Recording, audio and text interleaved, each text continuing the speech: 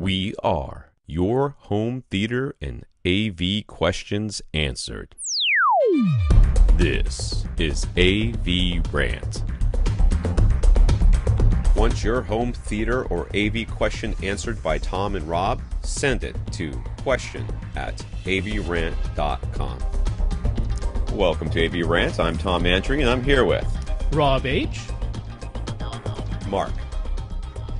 Mark wants to know if we have a general rule of thumb for allocating a home theater budget. There are lots of guides out there that give percentages, like spend 40% on your display, 30% on your speakers, blah, blah, blah. So what do we suggest? And does it vary widely depending on your total budget? Does the size of the room drastically change our percentages and all of that? It varies wildly depending on your budget. For me, it really, really does.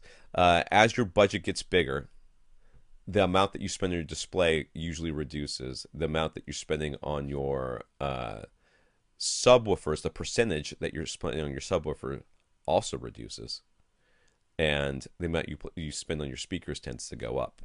Of course, acoustic panels and all that stuff usually isn't even in the mix when your budget is small, so that budget goes up as well.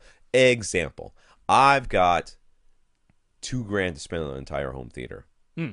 That's just the speakers and the display and everything else. $2,000.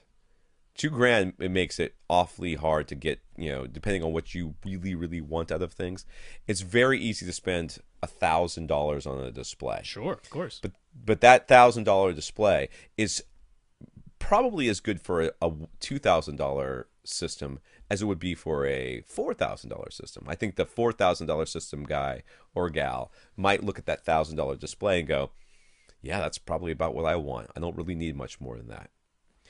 Whereas, they then have a lot more money for speakers and everything else. Generally speaking, my rule of thumb when you're at a low budget is I want you to spend as much on subwoofers as you do on speakers. That's a low budget. And that's simply because at that budget, you're going to, you're usually in a small room, and hopefully you're in a small room, and you can get a lot of you can get your subwoofers, two subwoofers for, $700 if you go with the.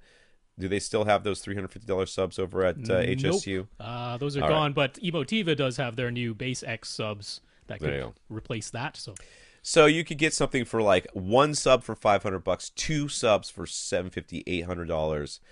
Kind of like entry level ish.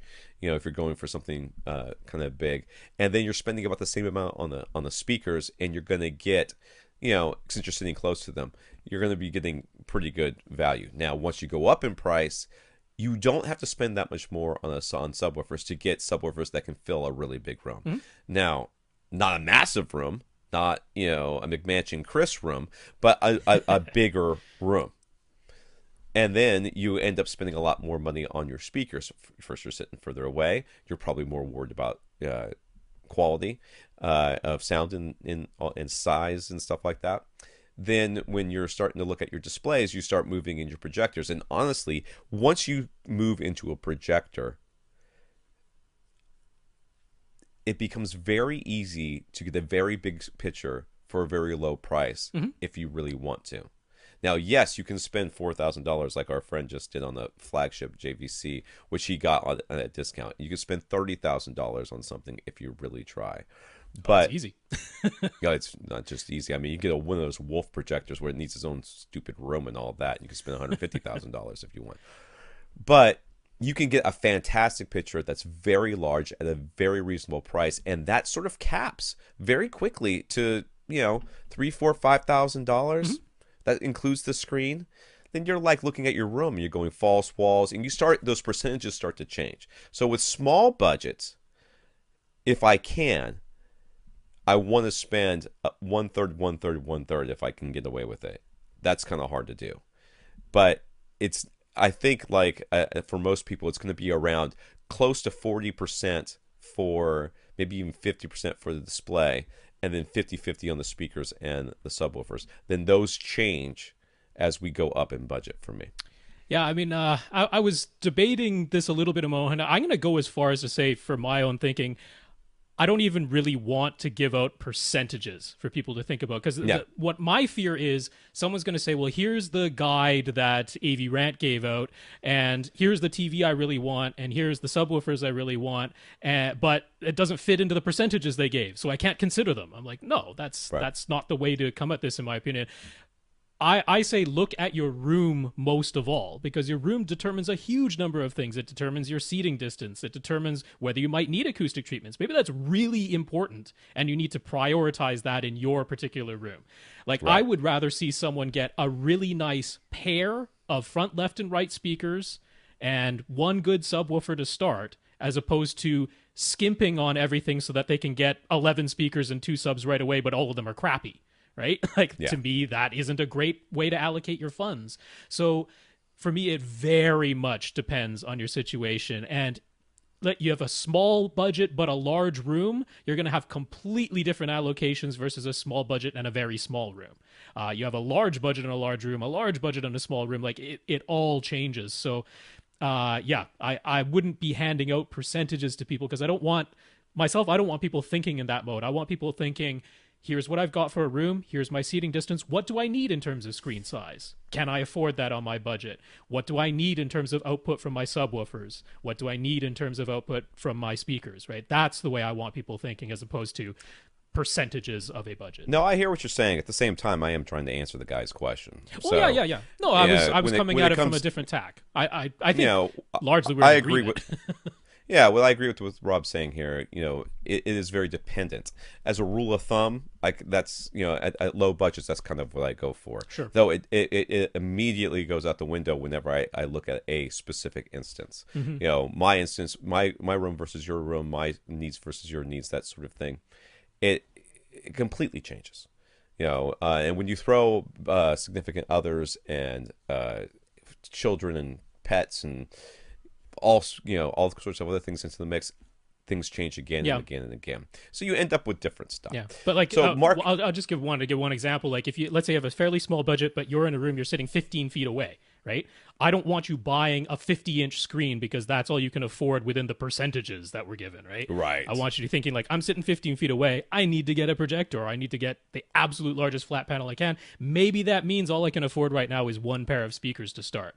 And I'm like, that's still the way to come at it, because you don't want to completely ruin your visual experience because it has to fit within percentages. That's all. Right. Mark says his room is roughly 8 feet by 16 feet by 8 feet, which acoustically not the best. Well, he's roughly. So hopefully there's some difference. Hopefully it's not like exactly 8 by 8 by 16, because that's acoustically could have some resonances in this room. You could have some nulls, I'm guessing. Anyways, it's not open to any other parts of the house. After listening to AVRant for a year, he significantly changed his original plans and wound up spending way more on dual subwoofers and way less on external amps.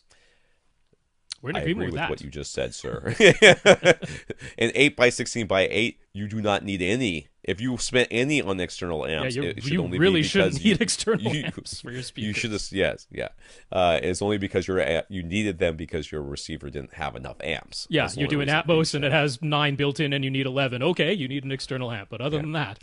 Yeah. Anyways, he wound up spending roughly 25% of his $5,000-ish budget on display, 25% just on subwoofers, 25% on his receiver and equipment and speaker stands and all that, and 25% on speakers and sources. Does that allocation make sense? I mean, you got what you wanted, so yes is the answer. But in reality, I have no idea what you spent it on. Yeah, just he because did you give spent a list of the equipment, and oh, you did. Yeah, it was in his email, and all of it seemed very reasonable. And like I say, it's like, those are the choices you ended up with. It happened to work out this way in percentages for your budget. Yeah. It's absolutely fine, because you got equipment, the screen size made sense for your seating distance, the subwoofers you chose make sense for the room size that you have, and you got 2 of them. You can have nice, even, uniform bass across all your seats. The speakers were decent speakers, so yeah, I mean, it absolutely makes sense. It happened to work out in these percentages. Yeah. If you had talked to me beforehand, because I'm not seeing it here, with an 8 by 8 by 16 or whatever room, I probably would have allocated at least part of this budget for room treatments, like bass traps and that sort of thing. I don't see that in here, so maybe it was, but That would have been the thing I would have steered you towards as well, because I would imagine that in a room that's essentially, two 8-foot cubes Right. side by side, I would, or connected together, I would have expected there to be some nulls and peaks in there that would need some taming. That's if it really were 8 by 8 by 16. That's the type I of room know. that could use a one of those membrane traps. Yeah, instead it's that's one of the few tuned ones, right? tuned to Yeah, a specific because you're going to have like one or two really big peaks or nulls in a double Yeah. cube room essentially. Yeah, that could be a tuned membrane trap type of room.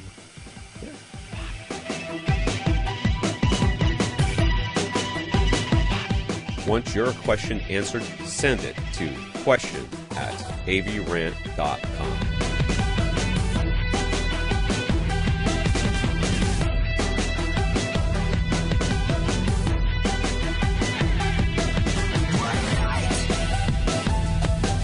Let it go. Heavy knocking, heart stopping, burn up the show, and now we go.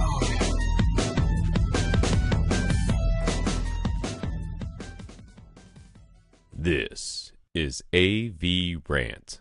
Now go out and listen to something.